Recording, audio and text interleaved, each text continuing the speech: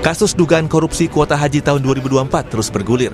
Pejabat Kementerian Agama, seperti Menteri Agama 2020-2024 Yakut Khalil Qomas, Dirjen Penyelenggaraan Haji dan Umrah Kemenak Hilman Latif, hingga pendakwa Khalid Basalamah sudah diperiksa KPK. Mereka di luar sejumlah orang yang juga sudah diperiksa, termasuk ratusan biro perjalanan haji yang diduga terlibat. Meski sudah naik penyidikan sejak 9 Agustus lalu dan juga diumumkan penghitungan awal kerugian negara sebesar 1 triliun rupiah, KPK belum menetapkan tersangka. KPK juga menyebut 400 travel haji diduga terlibat. Puluhan saksi sudah diperiksa, termasuk pengurus Asosiasi Penyelenggara Haji dan Umroh serta pejabat BPKH. Belum adanya tersangka di kasus ini membuat pengurus besar Nahdlatul Ulama atau PBNU mendatangi KPK.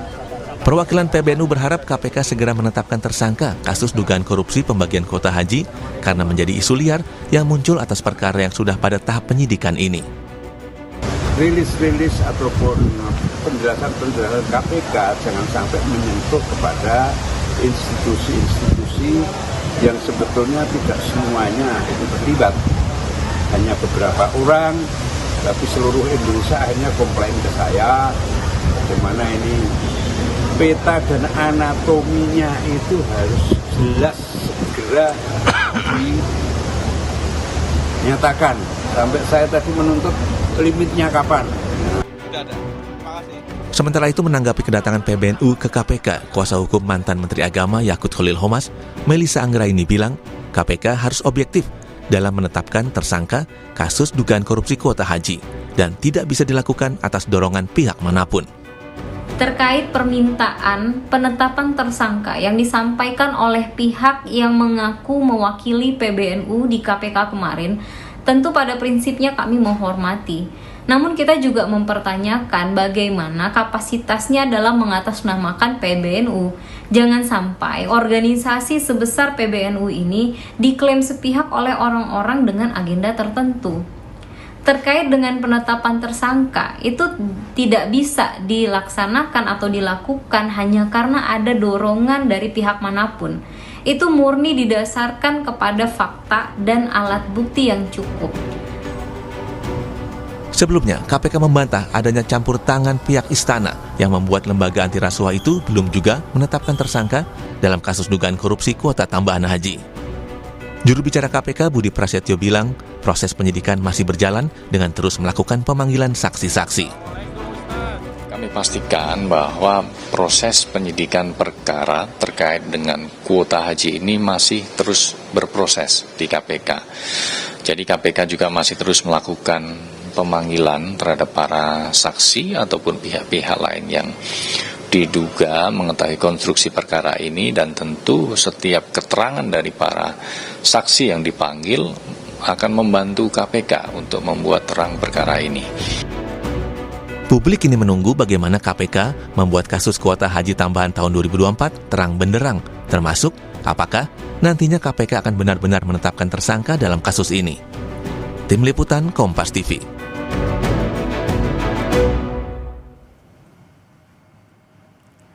Kasus dugaan korupsi kuota haji 2024 terus bergulir, saudara. Sudah naik penyidikan sejak awal Agustus lalu, hingga kini KPK belum menetapkan tersangka.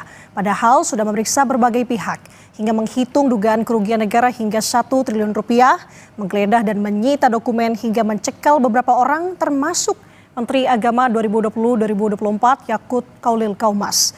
KPK pun sempat mendapatkan kritikan dugaan intervensi pihak luar dalam kasus kuota haji ini, saudara.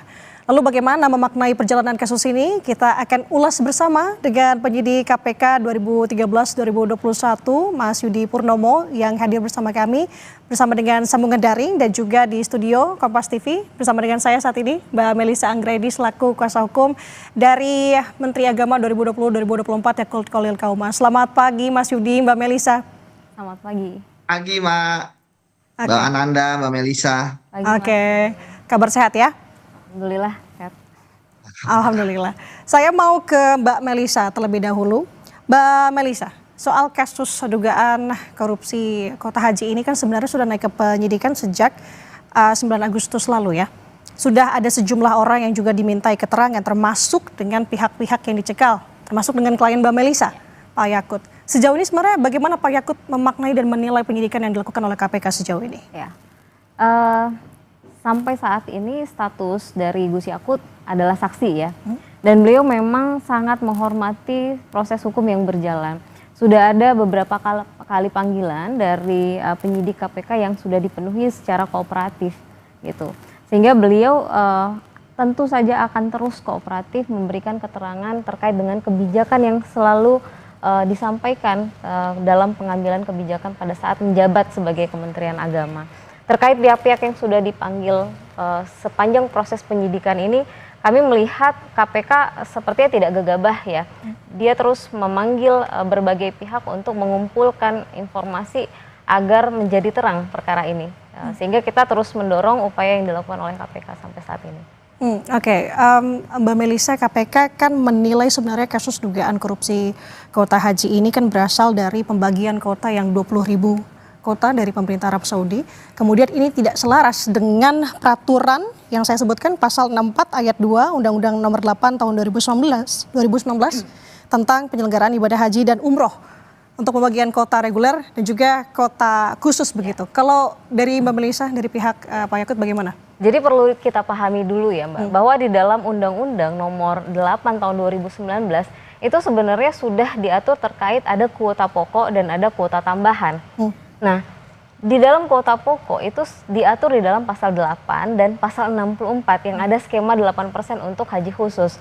Mengapa? Karena di dalam kuota pokok ini sifatnya pasti. Setiap tahun kita selalu dapat 221.000 jamaah yang sudah ditentukan oleh Organisasi Kerjasama Islam atau OKI. Sifatnya pokok dan itulah yang disebut dengan kuota haji Indonesia. Nah, ketika ada kuota tambahan, maka ada pasal 9 yang memang tidak muncul sampai saat ini. Kenapa? Pasal 9 inilah satu-satunya diksi yang mengatur terkait kuota tambahan. Dalam hal terkait ada kuota tambahan, maka Menteri Agama dapat menetapkan kuota tersebut di dalam pasal 1 dan di dalam pasal 2-nya. Sehingga dia tentu tidak mengikuti kepada skema pasal 64, di mana sifat dari kuota tambahan ini adalah insidentil dan biasanya baru diperoleh dari Saudi menjelang keberangkatan. Gitu. Dan sudah diberikan oleh Undang-Undang Nomor 8 tahun 2019 kewenangan atribusi kepada Menteri Agama untuk melihat dari pertimbangan teknis, dari situasi, wilayah, kapasitas, bagaimana menentukan dan skema mana yang terbaik. Nah, mungkin perlu diingat juga Mbak, pada saat kuota ini baru wacana diberikan oleh Saudi, di bulan Desember 2023 diundanglah oleh Saudi untuk dilakukan simulasi. Nah, di simulasi itu semua negara ya yang mendapatkan kuota untuk mengetahui bagaimana penempatan jamaah. Karena jelas wilayah Indonesia untuk haji reguler hanya mendapatkan 17 hektar setelah dipotong dengan lorong evakuasi dan lain sebagainya. Nah, sehingga di dalam simulasi itu ternyata Saudi baru menyampaikan terkait adanya kebijakan yang terbaru, yaitu kebijakan zonasi Mina. Di mana di dalam kebijakan itu disebutkan ada 5 zona yang berdampak langsung terhadap penempatan dan pembiayaan jamaah. Sehingga setelah dilakukan kajian dan pertimbangan teknis, jamaah reguler maksimal hanya bisa menggunakan kapasitas kuota tambahan dari yang 20.000 itu hanya 10.000. Lebih dari itu tidak ada lagi kapasitas tempatnya, karena kan memang Mina wilayahnya tidak pernah bertambah. Nah, sehingga setelah simulasi itu dilakukan, dituangkanlah di dalam MOU bersama dengan Saudi. Di mana di dalam MOU itu dicantumkan terkait adanya skema 50-50. Sehingga pertimbangan untuk memutuskan adanya kebijakan pembagian kuota 50-50 itu ada landasan hukumnya, ada pertimbangan teknis, dan itu tentu demi keselamatan jamaah. Tapi saya mau tanya dari sudut pandangnya Mas Yudi selaku mantan penyidik KPK, sudah naik ke penyidikan tapi belum ada satupun tersangka yang disebut. Menurut tanggapan Anda bagaimana Mas Yudi? Ya, tentu bagi saya ini suatu hal yang sangat memprihatinkan ya bagi kerja-kerja KPK yang selama ini kita tahu bahwa KPK semenjak dari adanya pengaduan masyarakat, kemudian sampai ke penyelidikan, itu kan benar-benar sudah firm ya siapa yang akan menjadi calon tersangka atau yang menjadi TO lah, yang kemudian nanti akan diperdalam di tingkat penyelidikan, sehingga ketika naik ke penyidikan ya itu sudah ada nama tersangkanya karena bukti permulaan sudah cukup untuk didapatkan. Namun kemudian oke lah ketika KPK mengambil menempuh jalur memutar ya dari penyelidikan naik ke penyidikan tanpa ada nama tersangka, saya pikir seharusnya sudah ada putusan siapa yang akan tetapkan tersangka dalam waktu 2 minggu apa 3 minggu ya setelah penyidikan naik, karena kan yang terjadi kan penyidikan itu sebenarnya redundant apa yang dilakukan pada saat penyelidikan ditambah dengan adanya proses-proses ataupun tindakan-tindakan kewenangan dari penyidik. Saya melihat sudah banyak sekali ya barang bukti yang dimiliki oleh KPK. Nah, sekarang tinggal ya KPK menentukan siapa penyelenggara negara ya yang akan menjadi tersangka. Dan kalau kita melihat bahwa kalau sebelumnya ketika KPK menetapkan tersangka dalam penyidikan sudah nama tersangka, kemudian dilakukan pencekalan, ya pencekalan dilakukan terhadap 2 ya, tersangka dan saksi gitu ya. Nah sekarang ada saksi 3 ya yang dicekal gitu ya. Dan artinya karena belum ada nama tersangka, apakah kemudian ya dari ketiga orang ini, apakah tiga-tiganya nanti akan menjadi tersangka? Apa salah 2, apa salah 1? Atau kemudian di luar nama ini ya tentu KPK yang harus menentukan. Tapi bagi saya ini sudah sangat terlalu lama ya bagi KPK untuk menentukan siapa tersangkanya. Masalah apakah kemudian nanti akan ada SP3? Saya pikir syarat SP3 itu sudah tidak bisa terpenuhi karena pertama waktunya kan masih panjang 2 tahun, dan kemudian tadi saya katakan barang buktinya kan sangat melimpah ya yang dimiliki KPK, mulai dari adanya yang mengembalikan uang, adanya rumah ya kan, kemudian juga saksi-saksi sudah diperiksa. Jadi bagi saya apakah ada sesuatu atau momentum yang ditunggu oleh KPK untuk menetapkan tersangka? Tapi bagi saya menetapkan tersangka itu bukan sekedar momentum ya, tetapi alat bukti yang cukup seperti itu, Mbak. Jadi sekali lagi ya tentu sangat mengecewakan ketika KPK hampir 2 bulan ini belum dapat menentukan siapa yang menjadi tersangkanya. Padahal sebenarnya dari penyelidikan sebenarnya teman-teman penyelidik pasti sudah tahu ya kemana arah ini, apalagi teman-teman penyidik ya tentu kan timnya berbeda ya, tetapi mereka sudah mengikuti dari proses penyelidikan seperti itu, Mbak Nanda. Oke, Mas Sudi mengaku kecewa karena sudah 2 bulan masih belum ada nama yang ditetapkan sebagai tersangka. Tapi kayak saya kembali lagi ke Mbak Melisa di sini, Mbak, ada unsur elemen masyarakat begitu ya yang mendorong KPK untuk sesegera mungkin bisa mengungkapkan siapa tersangkanya terkait dengan kasus ini. Tapi kalau dari sudut pandang Mbak Melisa mewakili Pak Yakut seperti apa? Ya tentu setiap pandangan dari elemen masyarakat kita hargai sebagai hak warga negara ya. Tapi bahwa penetapan tersangka tentu basisnya adalah fakta dan alat bukti yang cukup. Sejauh ini kita melihat KPK tidak mau gegabah untuk menentukan karena pertanggungjawabannya jelas ini. Penegakan hukum kan juga harus diimbangi dengan berkeadilan ya, sehingga penggalian fakta yang cukup komprehensif yang dilakukan oleh KPK itu mungkin dalam rangka memenuhi unsur-unsur yang harus ada, sehingga penekanan atau dorongan dari elemen masyarakat itu tidak bisa mengganggu independensi dari KPK itu sendiri.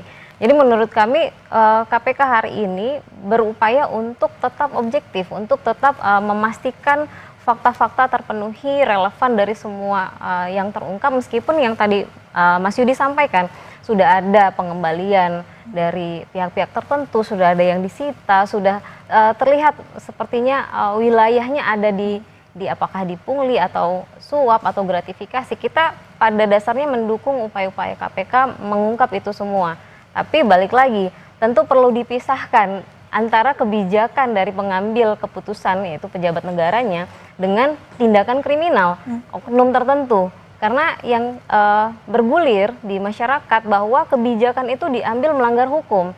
Nah makanya kita sampaikan bahwa itu tidak betul. Ada pasal 9 yang mengatur terkait kuota tambahan itu merupakan diskresi atau merupakan kewenangan atribusi yang sudah diberikan oleh undang-undang kepada Menteri Agama.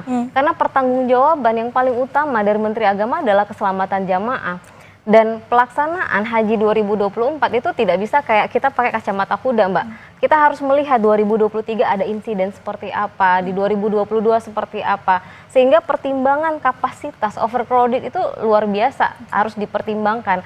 Karena faktanya 2025 kan tidak ada kuota tambahan, itu pun insidennya luar biasa.